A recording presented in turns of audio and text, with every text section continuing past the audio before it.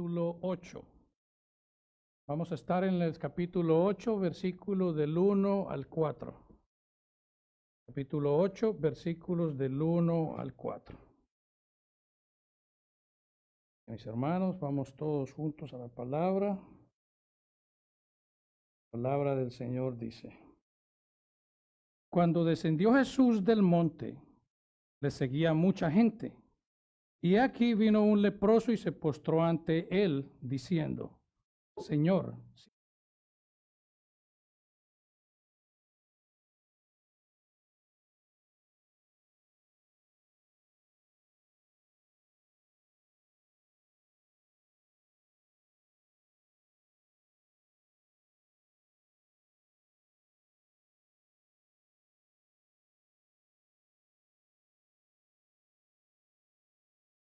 Dios Padre, bendito Señor, venimos delante de ti esta tarde únicamente por los méritos de Cristo, Señor. La oportunidad que permites como congregación reunirnos, Señor, aprender de tu palabra. Tu Espíritu Santo nos aumente esa audición espiritual para poder entenderla, poderla vivirla y poderla hacerla una vida en cada uno de nuestros días, Señor. Gracias, Señor. Guíame, Señor, en la exposición de este tema. Las palabras, estos acontecimientos y estos eventos que marcan la historia de lo que fue ese poder y autoridad de nuestro Señor Jesucristo. Palabras que salen de mi boca y los pensamientos de mi corazón sean siempre agradables a ti, Señor mío y Dios mío. En el nombre de Jesús que oramos. Amén. ¿Pueden tomar su asiento, mis hermanos?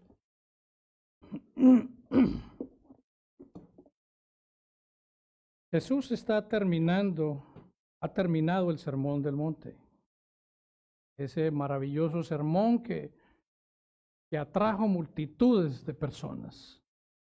Ese sermón que es inigualable, es un sermón predicado de una manera contundente, un sermón que ha puesto a prueba a aquellos que verdaderamente son profesantes correctos del cristianismo, aquellos que son verdaderos discípulos y aquellos que son verdaderos herederos del reino de los cielos. Y también ha hecho manifiesto a aquellos que no lo son. Y este sermón ha sido de gran, diría yo, peso en confrontación a cada uno de nosotros. Jesús baja de la montaña. Dice que cuando descendió Jesús del monte le seguía mucha gente. Después del Señor terminar ese impactante sermón en esa región de Galilea donde se encontraba, mucha gente le seguía. Mateo 7:28 dice: la gente se admiraba de su doctrina porque les enseñaba como quien tiene autoridad y no como los escribas. O sea que esta gente que estaba escuchando ahí, esta gente que había sido receptora de este poderoso mensaje, estaban pero sorprendidos, como vimos la semana anterior, estaban atónitos de esa autoridad del Señor Jesucristo. Uno que les enseñaba con esa autoridad que tantas multitudes les seguían.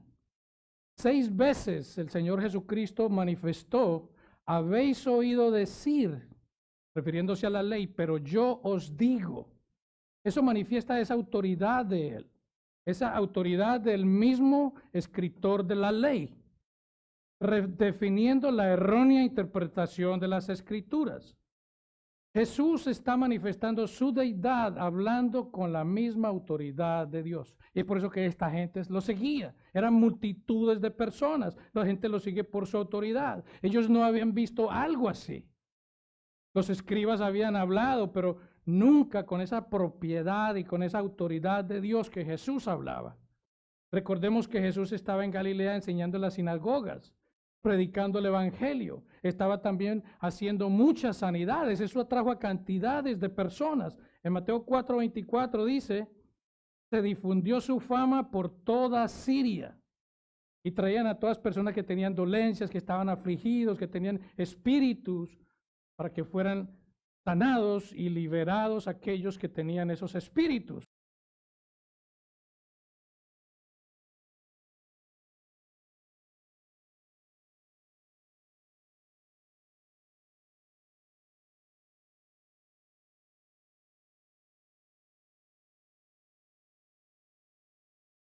Personas lo estaban siguiendo. Ellos vinieron por esa fama de Jesús que había trascendido fronteras.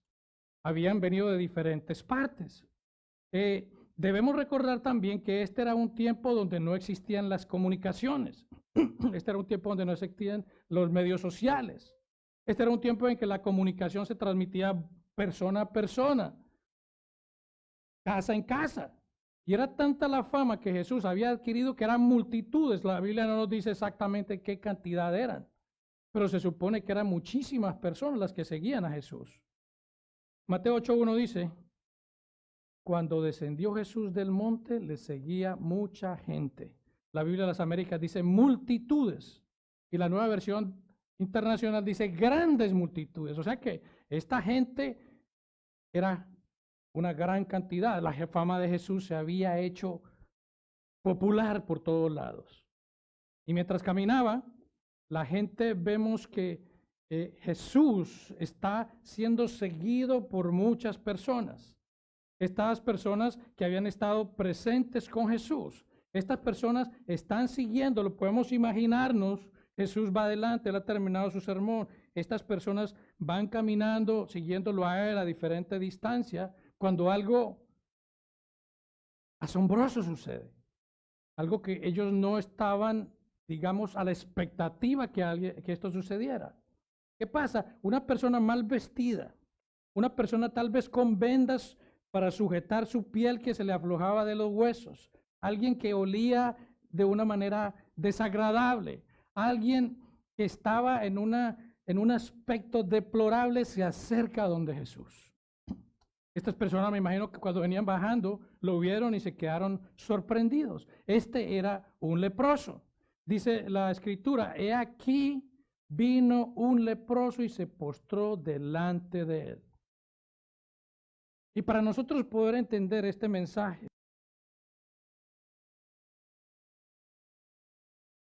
tenemos que entender que esta era una enfermedad que era considerada terminal. La persona que tenía esta enfermedad podía durar muchos años, pero era una enfermedad que finalmente iba a acabar con su vida. Esto era algo grave, esto era algo que esta persona estaba condenada a morir. Lucas en el versículo paralelo nos dice que este hombre estaba lleno de lepra, Lucas 5:12, lo que indica que la lepra de este hombre se había extendido por todo el cuerpo. Este hombre tenía lepra desde la punta de la cabeza hasta la planta de los pies. Estaba completamente contaminado. Y la lepra es una enfermedad larga y progresiva. Es una enfermedad causada por una bacteria y afecta principalmente los nervios y las extremidades. Afecta el área de la nariz, el tracto respiratorio superior. La lepra también es conocida actualmente como la enfermedad de Hansen. De esa manera es que se conoce en la actualidad. La lepra es algo visible, produce úlceras, produce como escamas, la piel se va deformando. Como esta enfermedad afecta severamente el sistema nervioso, las personas no solamente pierden la sensibilidad al tacto, sino que ellos perfectamente pueden coger algo hirviendo y se deshacen la piel porque no sienten nada. Estas personas, si están trabajando, digamos, en un campo, cogen un instrumento o algún asadón o machete para trabajar y trabajan arduamente, pueden trabajar forzosamente, no sienten, se pueden deshacer su mano. Esta es una enfermedad totalmente terrible. La persona enferma no siente lo que toca ni siente dolor. Un doctor, de hecho, en la actualidad llamó esta enfermedad como la lepra, que es un sufrido infierno sin dolor. Y los leprosos usaban vendas, se forraban todo su cuerpo con vendas. Esto para sostener la piel, porque la piel se iba deshaciendo, se iba separando de sus huesos. Era algo lamentable, era algo deplorable, era algo que definitivamente inspiraba dolor. Y esta persona viene delante de Jesús. La idea de aquel tiempo era que el leproso podía contagiar a otros. Pero también la idea de la lepra era que era una maldición de Dios, era un castigo de Dios.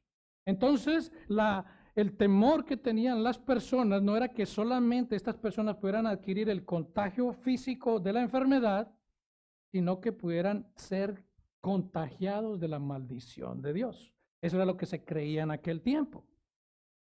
Según la CDC, el Centro para el Control y Prevención de Enfermedades, dice que en la actualidad la lepra no se propaga tan fácilmente y que el tratamiento es muy eficaz. Más sin embargo, si no se trata, el daño de los nervios puede resultar en mutilación de manos y pies. Puede producir parálisis y puede producir ceguera. O sea que esto es algo que no solamente quedó en aquel tiempo, esto es algo que se ve en algunos países en la actualidad. Incluso estaba leyendo, creo que en algunos países inclusive Brasil, otros países en África, unas regiones de África, perdón, que están en la actualidad afectados por esta situación. El número de casos nuevos notificados globalmente por la Organización Mundial de la Salud en el 2016 dice que fueron más de 200,000 casos. O sea que esto es algo que todavía existe. Se estima que entre 2 y 3 millones de personas viven con discapacidad producido por esta enfermedad conocida como Hansen, que es la misma lepra. En el 2016, los países con el mayor número de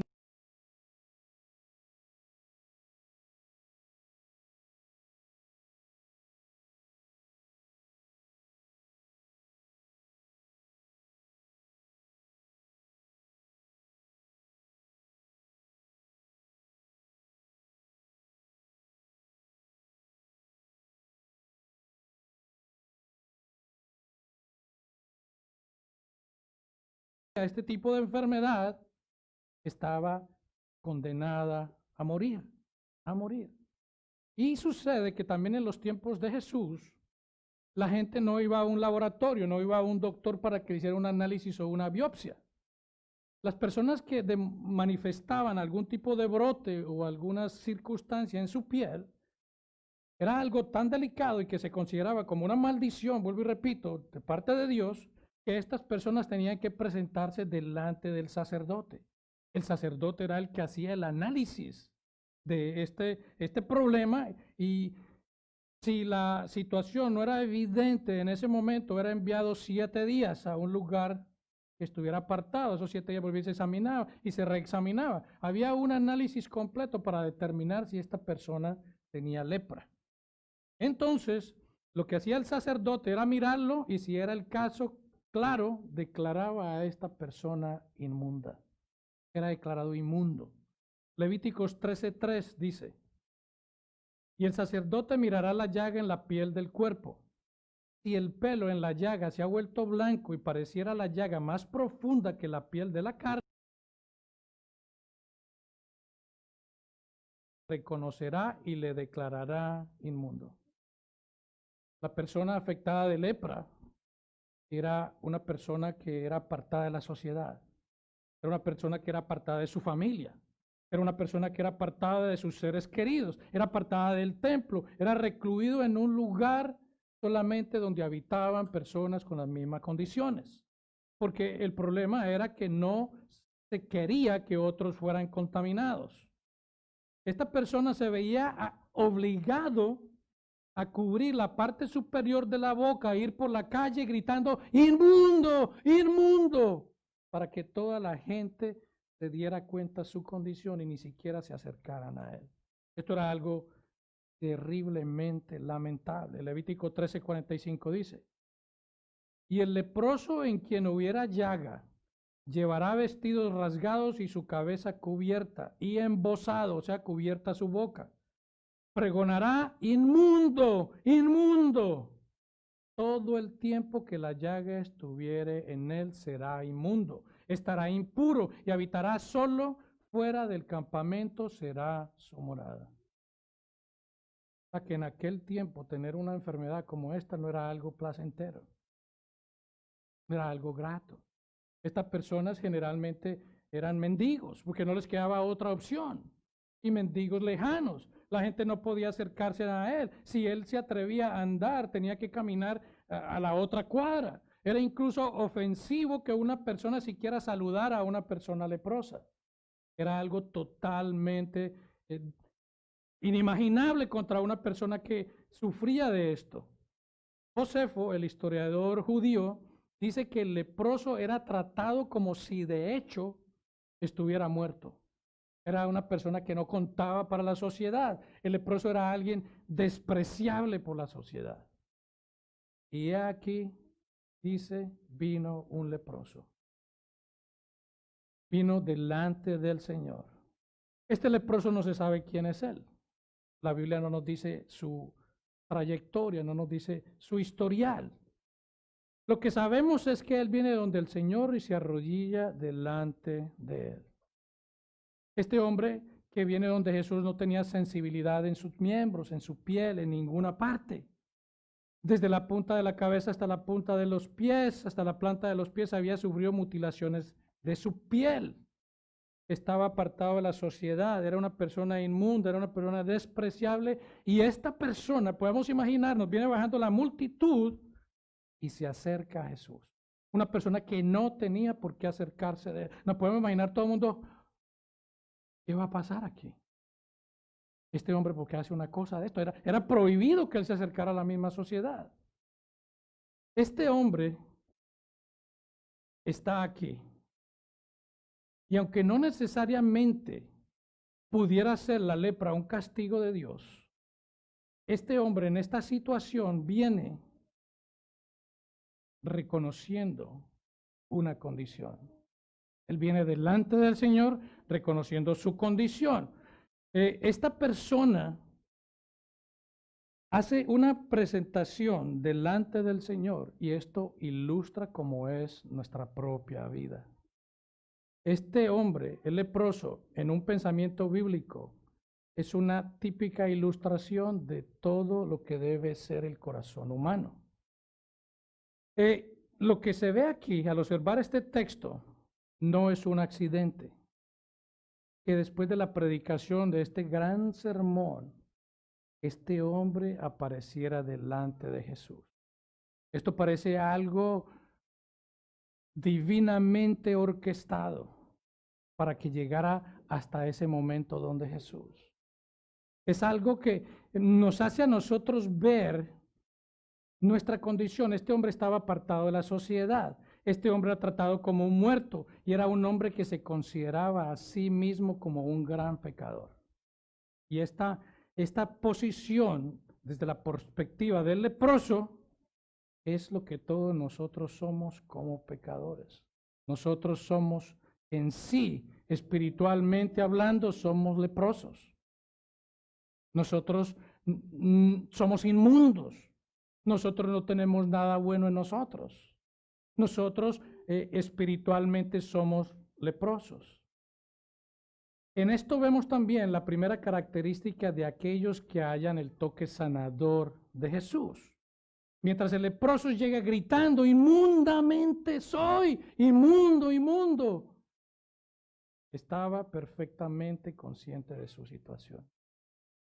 Y eso es uno de los pasos que nosotros, espiritualmente, como pecadores, inmundos, leprosos, es lo que debemos reconocer, primeramente nuestra condición.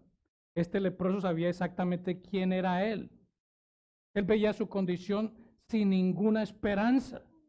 Él sabía que estaba perdido, que él lo único que tenía cerca era la muerte. Probablemente por años había estado perdido sin esperanza y estaba absolutamente consciente de su situación. Eso es lo que cada uno de nosotros debemos hacer. Él estaba absolutamente consciente de su situación. En este hombre vemos una descripción de lo que el Señor Jesucristo había manifestado al inicio del Sermón del Monte, el capítulo 5, el primer versículo, donde hablaba en el versículo 3 dice que bienaventurados son los pobres en espíritu, porque de ellos es el reino de los cielos. Y en el versículo 4 él había dicho, bienaventurados los que lloran, porque ellos recibirán consuelo. Este hombre hacía manifiesto lo que se había hablado al inicio de este sermón. Estas personas que reúnen esas cualidades de una persona que es heredera del reino de los cielos. Eso es lo que vemos aquí. Este hombre reconoce lo inmerecedor que es de acercarse al Señor. Inmundo, inmundo. Reconoce que no merece estar allí. Mas, sin embargo, es un reconocimiento de esa condición moribunda. La manera en que él llama, la manera que él grita, la manera que él se acerca, hace manifiesto que es una persona doliente, es una persona que está sufriendo, es una persona que está totalmente dolida por su condición. Y esto lo podemos ver que es una postura perfecta para recibir la gracia. De eso se trata, manifestar quiénes somos primeramente, reconocer nuestra condición inmunda, y eso es lo que se necesita para estar delante de la gracia de Dios. Él sabía perfectamente que no había nada que valiera en él, y especialmente delante de Dios. Él sabía que no tenía nada valioso en él. Él estaba en la perfecta postura para recibir gracia. Porque Dios no viene al que es autosuficiente. Dios no viene al que se cree sano.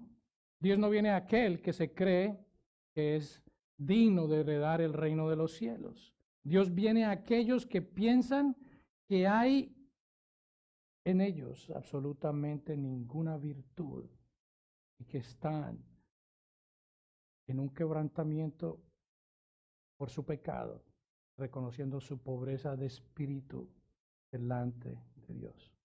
O sea que el leproso viene de esta manera donde Jesús y se postró delante de él. Dice el versículo 2, dice, vino delante de él un leproso y se postró ante él. Era la costumbre cuando una persona sabía de alguien de respeto, un maestro, alguien que tenía algo de prestigio, venir y arrodillarse delante de él. Podríamos decir o no podemos asegurar que este hombre en este instante haya reconocido la deidad de Jesús. Decirle Señor es un llamado de respeto, como decir don, mister, o su señoría, o decirle una palabra de respeto. Esto no nos asegura a nosotros que él haya reconocido quién era Jesús en su deidad. De hecho, Jesús aún no ha manifestado quién es él. En unos versículos más adelante, 8 capítulos más adelante, veremos cómo Jesús hace manifiesto delante de los discípulos, haciéndole la pregunta en Cesarea de Filipo, donde les dice, ¿quién dicen ustedes que yo soy? O sea que Jesús todavía no ha manifestado en sí quién es él. Pero este hombre, obviamente, de una manera u otra, había escuchado de lo que Jesús había hecho. Posiblemente estaría alejado de esta multitud que estaba en el sermón en aquel lugar en Galilea. No sabemos cómo él supo, pero lo que sabemos es que él vino y se postró delante de él.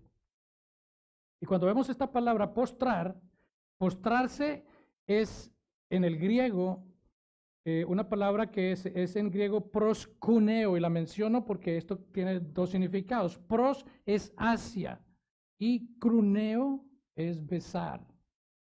O sea que cuando este hombre se aproxima, él se va en tierra y él besa. Pudiéramos decir que besó la tierra, porque era una costumbre también que se hace por ellos, pero podríamos asumir que él está besando los pies de Jesús. Porque él se aproxima, él dice, se dobló, se postró delante de él.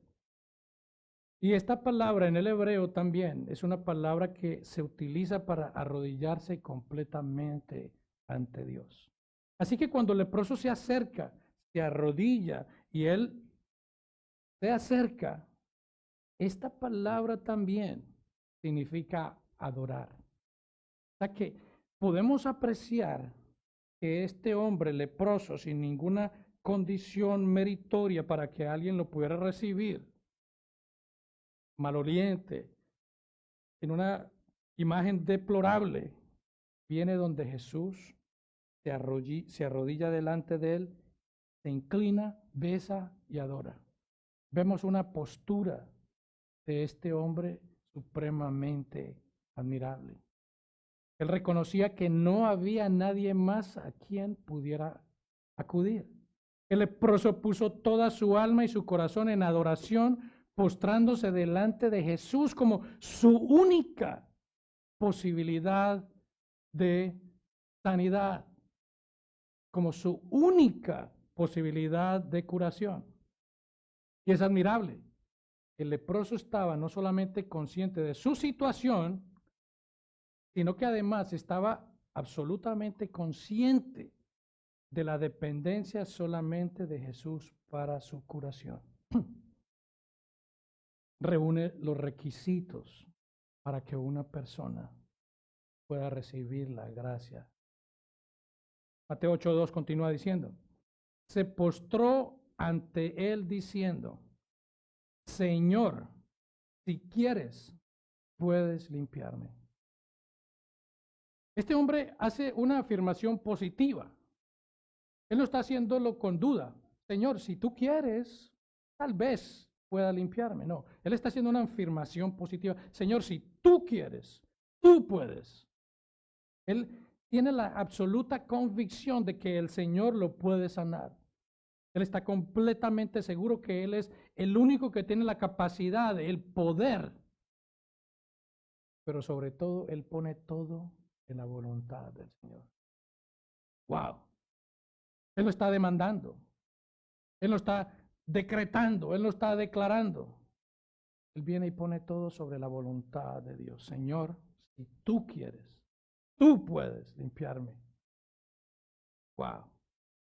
Si tú quieres, puedes limpiarme. En otras palabras, Él está afirmando que cualquiera que sea la voluntad del Señor, sucederá. Y esto es algo que muchas veces a nosotros no nos pasa. Sucede lo contrario. Nosotros, desde luego, todos oramos por sanidad, todos oramos por circunstancias que vienen a nuestras vidas, por las afecciones o situaciones que nos están afectando a cada uno de nosotros y venimos delante de Dios en oración y le pedimos al Señor. Y lamentablemente estas falsas denominaciones que no vienen y le piden al Señor, sino que le ordenan, demandan, toman para sí, tómalo, decrétalo y recíbelo. No, aquí vemos una forma en que Él pone todo bajo la voluntad de Dios. Señor, estoy pasando por esta situación, yo quisiera que, pues si está en tu voluntad hacer esto, lo que más deseo, pero si no, Señor, que se haga como tú quieras. Es precisamente las palabras del Señor Jesucristo cuando lo vimos en ese momento doloroso en el Getsemaní. En Lucas 22:42, Padre, si tú quieres, pasa de mí esta copa, pero que no se haga como yo quiera, sino como tú. Que esa es la manera correcta de presentarnos delante de Dios. Siempre la voluntad de Él, no es lo que nosotros exigimos. Todo lo ponemos bajo la voluntad de Dios. Lo que Él dice es, yo sé, estoy seguro que si tú quieres, tú puedes. ¡Wow! Qué afirmación la de este hombre. Lo que he visto de ti, lo que he escuchado de ti, lo que he sabido de ti, de esos milagros que has hecho. Yo estoy completamente convencido que tú puedes sanarme, Señor, si tú quieres, si está en tu voluntad, si es tu deseo. Algunos expertos en esta enfermedad dicen que la lepra afecta las cuerdas bucales. Pudiéramos imaginarnos a este hombre tirado ahí en el piso. Señor, si tú quieres, tú puedes limpiarme. Una situación de bancarrota espiritual, una situación de incapacidad, una situación donde él reconoce lo inmerecedor que es de la gracia divina. Wow. Y cuando vemos esto, es un mensaje para aquellos que están fuera de Cristo. Aquellos que están fuera de Cristo, como estuvimos los que estamos en Cristo ahora, en un tiempo, en una condición de inmundicia. No tenemos otro medio por el cual podamos ser salvos. Una inmundicia espiritual. Estamos en una condición en que esta situación de lepra espiritual conduce a la muerte progresivamente. Y en el pecado, aquellos que no están en Cristo, la única opción es hacer como este leproso. Venir de rodillas a los pies de Jesús, confesar su incapacidad, su inmundicia y poner delante de la voluntad de Dios que si Él quiere, Él puede sanarlo. Ese es el mensaje que vemos aquí. Esa es precisamente la manera que el leproso se acerca a Jesús, reconociendo su inmundicia, reconociendo el poder de Jesús, reconociendo que Él es el único capaz de limpiarlo si es su voluntad. Esto es muy importante, reconocer la voluntad de Dios. La voluntad de Dios siempre, esa buena voluntad es agradable y perfecta. Sabemos que la multitud está allí observando. Deben estar atentos. ¿Qué es lo que va a hacer Jesús? Esto sucede en segundos. Podemos imaginarlos a ellos hacia la expectativa con la boca abierta a ver qué va a hacer Jesús. Esto era algo inesperado, algo que ellos no se imaginaban. Y ver a esta circunstancia, primero este hombre atreviéndose a hacer eso y segundo Jesús ahí, ¿qué va a hacer el Señor? Jesús miró al leproso, seguramente con una mirada que el leproso no había recibido en mucho tiempo, porque este leproso estaba apartado. El que lo miraba con desprecio. Uf, no. Jesús lo miró a él. Y dice el versículo paralelo de Marcos 1:41 que Jesús, teniendo misericordia de él, sintió esa gran misericordia, ese dolor de ver su condición miserable y dice que extendió su mano y lo tocó. Lo tocó. Este hombre por muchos años, no sabemos cuántos, solo había sido tocado por otros leprosos. Solamente. Pudiera ser quizás que este hombre tenía hijos. Puede ser que este hombre tenía esposa. Nunca en muchos años, no sabemos cuánto, no había recibido un toque, un abrazo cariñoso de alguien. Y Jesús lo tocó. El Señor está ahora al frente de una inmensa multitud, extiende su mano y lo toca. Pero aquí, esta palabra tocar tiene un significado muy especial. Esta palabra tocar significa primariamente fijarse a, aferrarse a o asirse a. O sea que aquí vemos que no solamente Jesús le puso la mano así como quien dice que no me vaya a contagiar, no. Jesús extendió su mano y posiblemente lo abrazó. No nos dice ahí, pero de acuerdo a lo que esta traducción nos dice, es probable que él no solamente lo tocó, sino que lo abrazó.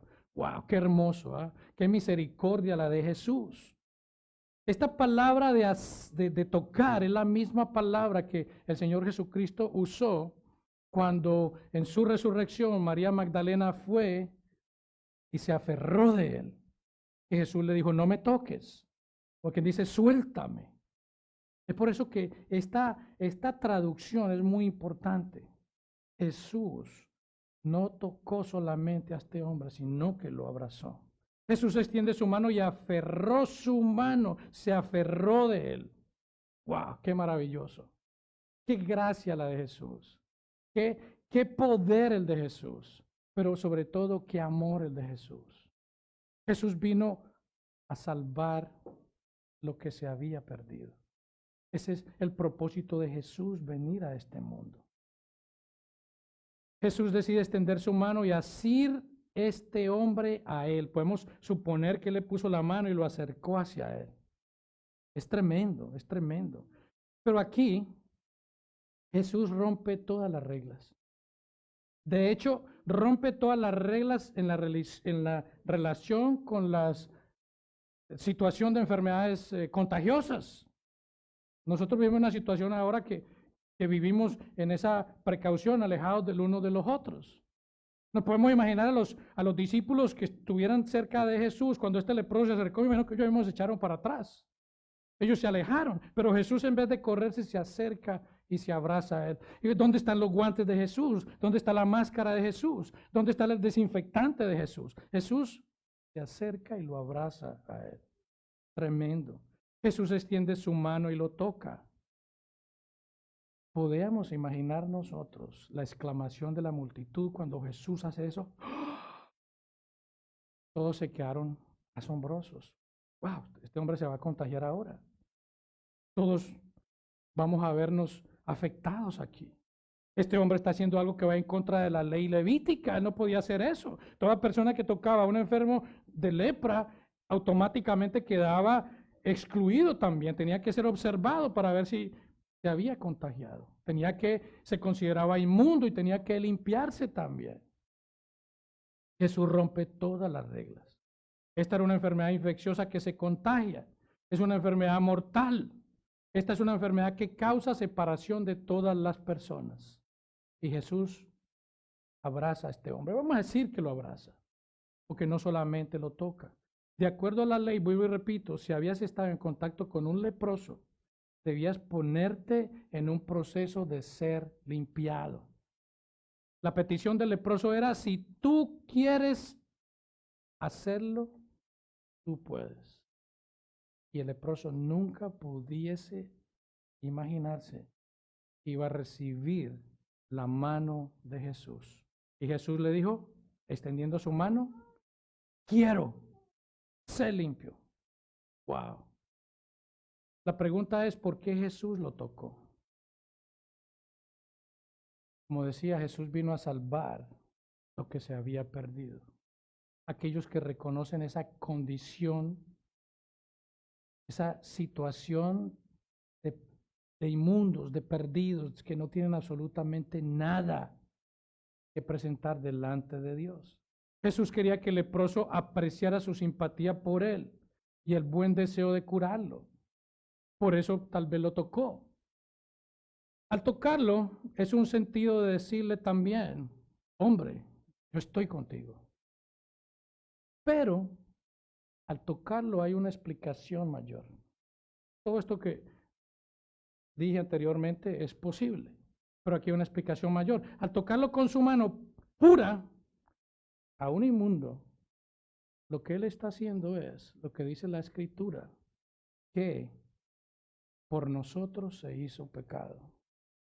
Él está tomando esa inmundicia de este hombre para sí. Porque en la encarnación, siendo puro y santo, tomó nuestros pecados, nuestra suciedad, nuestra inmundicia, y Él nos entregó su pureza. Jesús en la encarnación tocó la carne humana. Él se hizo hombre en la encarnación. En nuestra leprosa condición extendió su mano, tomó nuestra suciedad y nos ha dado limpieza. Wow. Es lo mismo que ha hecho con cada uno de nosotros por medio de su sacrificio en la cruz. Él tomó nuestra lepra, Él tomó nuestra inmundicia, la llevó en la cruz y nos ha dado esa salvación por medio de ese sacrificio expiatorio. Al que no conoció pecado, por nosotros lo hizo pecado para que nosotros fuéramos hechos justicia de Dios en él. Es lo que nos dice 2 Corintios 5:21.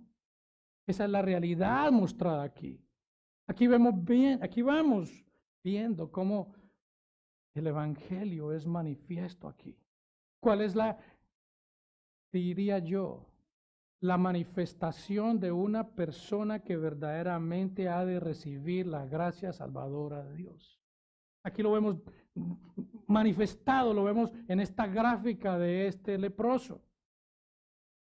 Mateo 8:3, Jesús extendió la mano, le tocó diciendo, quiero ser limpio. Y al instante su lepra desapareció.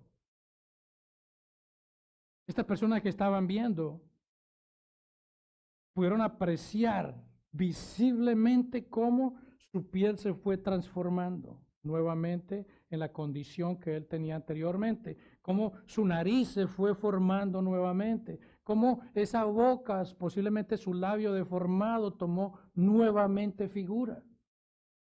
Este hombre fue visto por todos que había sido sanado, y eso fue instantáneamente apenas Jesús lo tocó. Eso fue como si corrientes poderosas lo transformaron inmediatamente.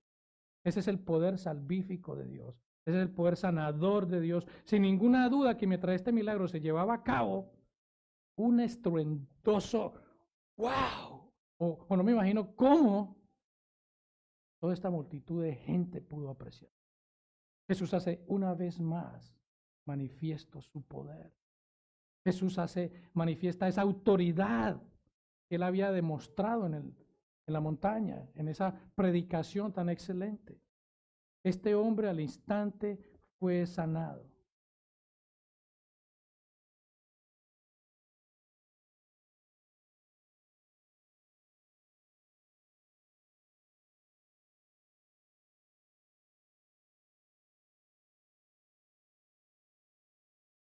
Inmediata.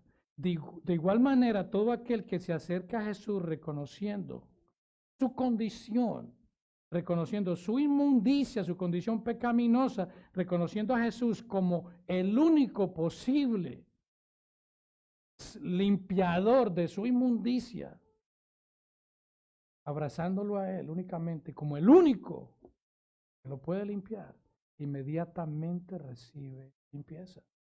Inmediatamente. Lo único que debes hacer es reconocer tu condición, mirar a Jesús como la única ayuda que tienes y serás sanado, arrodillándote delante de Él y solamente creyendo que solamente Él puede hacerlo por ti.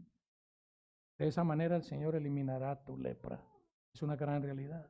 Este hombre fue inmediatamente limpio y es visible para todos aquellos que le observaban. Entonces Jesús dice, Mateo 8:4, mira, no le digas a nadie y no ve, muéstrate al sacerdote y presenta la ofrenda que ordenó Moisés. La pregunta es aquí, ¿por qué Jesús le dijo que no le dijera a nadie?